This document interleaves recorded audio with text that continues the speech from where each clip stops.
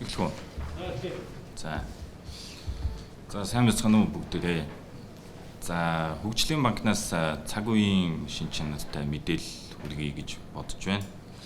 За ер нь бол сүүлийн үед хөгжлийн банкны зээлийн эргэн төлөлтийн нөхцөл байдлын талаар за мөн түнчлэн бид бас дөнгөж сая хэд хоногийн өмнө нэг томоохон зээлийн асуудлыг бас шийдвэрлэлээ.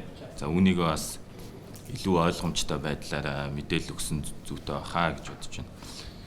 Энэ маань бол зээлийн эргэн төлөлтийг үйл хөдлөх хөрөнгөөр төлөвлөсөн ийм ажиллагаа байгаа.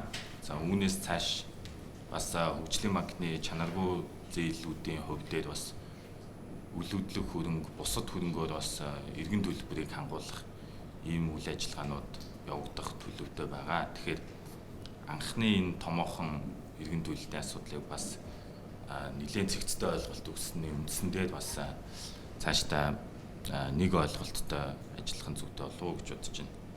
За тэгээд слайд бэлдсэн байгаа. Та бүхэн бас дэлгэрэнгүй мэдээллийг слайдаас харж болно. За 1 сарын 20-ноос хойш өнөөдрийг хүртэл хөгжлийн банкн дээрх нийт эргэн төлөлт маань 634.6 тэрбум төгрөгт хүрээд байна. За үүнээс бол энд нэг зүйлийг хэлэхэд 86.6 тэрбум төгрөгийн үйл хөдлөх хөрөнгийг хөгжлийн банкны нэр дээр гэрчлэгийг нь гаргуулж дууслаа. За тэгэхээр бусд нь бол мөнгө өрөнгөөр байгаа.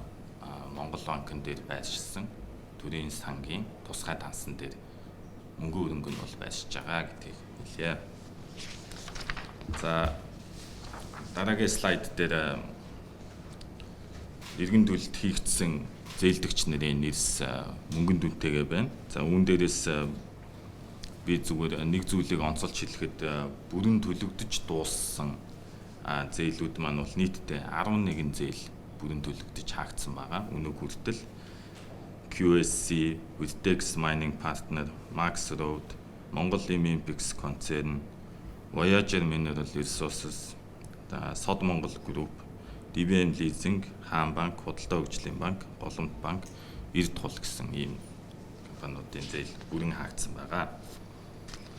За харин үйл хөдлөх хөрөнгө дээр бид 86.6 тэрбум төгрөгийг Капитал банк болон Монгол Мах Экспо гэсэн хоёр зээлдэгчийн чанаргүй зээлийг эргэн төлөлтийг үйл хөдлөх хөрөнгөөр хангуулах ийм ажиллагааг хийж дуслаа. За дараагийн слайд дээр энэ Монгол Мах Экспо Капитал банкны зээлийн талаар дэлгэрэнгүй схем нь байна. За хөгжлийн банкн дээр бол Капитал банк нийт 54.4 тэрбум төгрөгийн өртөө байсан. За Капитал банк үйл ажиллагаагаа явуулах чадамжгүй болж дампуулсан байгаа. Та бүгд мэдж байгаа. Нөгөө талдаа Монгол Мах Экспо ХХК компани хөгжлийн банкнд 32.2 тэрбум төгрөгийн үр зээлтэй чанаргүй ангилалд орсон байсан. За тэгэхээр бид өнгөрөх хугацаанд бас нэлээд судалгаа хийж, за зээлдэгч нартай уулзаж, за үүн дээрээс бол бишрэлт групп ХХК нь бол энэхүү хоёр зээлийн хамаарал бүхий итгээд байсан байгаа. За тэгэхээр зээлдэгч талтай болон энэхүү толгой компани удирдлагуудтай уулзаж гэрээ хэлцэл байгуулсны үндсэн дээр энэхүү компани хамаарал бүхий компани болох AB Trade Group гэдэг компани хэрэгжүүлж байгаа Гантиг вилла хаануул дүүргийн 17 дугаар хороонд байдаг энэхүү орон сууцны хотхоноос би тодорхой хэсгүүдийг хөгжлийн банкны өмчлөлд шилжүүлэн авсан байгаа. За энэ маань бол чанаргүй болсон эргэн төлөгдөх чадамжгүй болсон зээлийг тухайн зээлдэгчтэй хэлцэл хийж нөгөө тал эргэн төлөлтөө өөрийн эзэмшилд байсан үйл хөдлөх хөрөнгөөр хангуулж байгаа юм үйл явц юм гэдгийг бас хэлье. Тэгэхээр нийт дүн маань бол 86.6 тэрбум төгрөг. За дараагийн слайд дээр энэхүү процессыг бас илүү дэлгэрэнгүй тайлбарласан байна.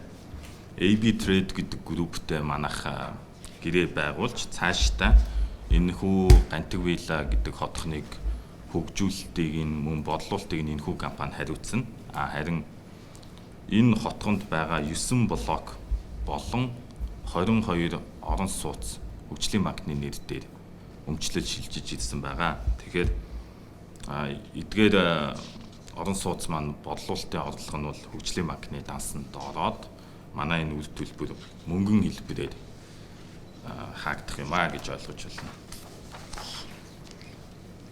За энэ Гантиг вилла хотхон нь бол хаан улс дүүргийн 17 дугаар хороонд байршиж байгаа. За энэ ерөнхий бүдүүвч зураг нь байна. Улаанаар тэмдэглэсэн хэсгүүд нь бол бүтэн блокоор хөгжлийн банкны өмчлөлд шилжиж ирсэн. За энэ шараар тэмдэглэсэн 4 блокны 22 орон сууцны гэрчилгээ нь өнөө маргаашгүй гараад бас хөгжлийн банкнд аль биесээр шилжиж ирэх юм аа. Тэгэхээр эдгээр байрыг бодлуулалтын орлого нь бол дээрэлсэнчлэн хөгжлийн банкны зээлийн иргэн төлөлтөд орно гэсэн үг.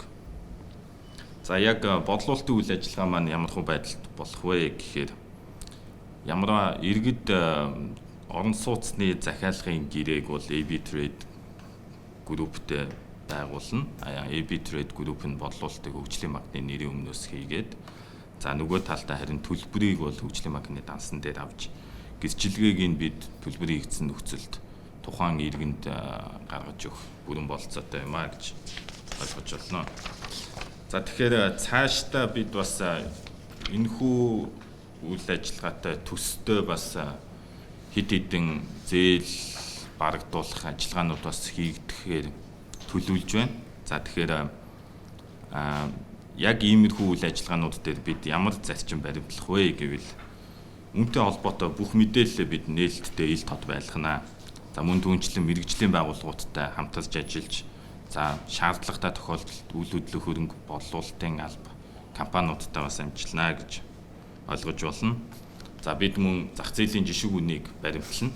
Ямарваа нэгэн хөнгөлөлттэй үнээр хин нэгэнд давуу байдал олгохгүй. За мөн түүнчлэн төлбөрийг бол хөгжлийн банкны дансанд төлөвлөрүүлэн ажиллана гэж ойлгож болно. За бид бас энэхүү зээлийн иргэн төлөлттэй холбоотойгоор хууль хяналтын байгууллагуудтай бас нэлээд нягт хамтарч ажиллаж байгаа. За та бүхэн мэдж байгаа авилгатай тэмцэх газраас бол нэлээд 19 хэргийг процессыг нь дуусгаад материалыг нийж үрдлийг хангуулад прокурор шүүхлөө шилжүүлэхээр ер нь бол дууссан гэж ойлгож байгаа. За мөн түүнчлэн шүүхийн шийдвэр гүйцэтгэх ерөнхий газар дээр манай чанаргуутсан 9 зээлийн нийт 233 тэрбум төгрөгийн үнийн дүнтэй ийм асуудал байна. За шүүхийн шийдвэр гүйцэтгэх юм бол бас тун идэвхтэй ажиллаад үүн дээр бас иргэн төлөлтийг хангуулах дээр бас дэмжлэг үзүүлж байгаа. За ойрын хугацаанд бас төрийн өмчит компаниудын үр зээлийн төлбөрийн асуудлууд бас шийдэгдэхээр хүлээгдэж байна. За бид бол энэ сарыг дуусгахаас өмнө хэд хэдэн томоохон асуудлыг шийдэхээр ажиллаж байна. За үүн дээр онцолж хэлбэл төрийн орон сууцны корпорацийн 180 тэрбум төгрөгийн асуудал байна.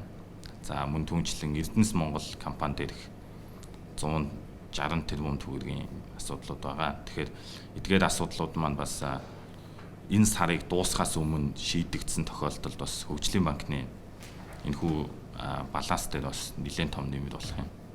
За мөн Мяд компани зүгээс бас энэ 7 хоногт багтааж үлдсэн үр төлбөрөө бүрэн төлж барагдуулна гэсэн тийм чиглэлтэй ажиллаж байгаа.